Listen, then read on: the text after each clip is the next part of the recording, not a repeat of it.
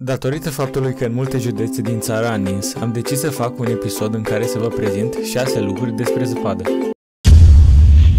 Cel mai mare fulg de nea din lume avea diametrul de 38,1 cm, mult mai mare față de o minge de fotbal. Acesta a fost înregistrat în Cartea Recordurilor, iar apariția lui a fost semnalată în anul 1887 în SUA.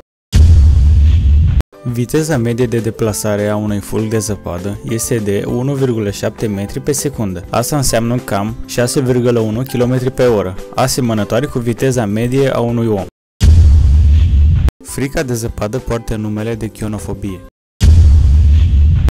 iar iubirea prea mare față de zăpadă se numește chionomanie. Un fulg de zăpadă obișnuit conține 180 de miliarde de molecule de apă. Toți fulgii de zăpadă au 6 fețe, iar acestea vin în diferite combinații.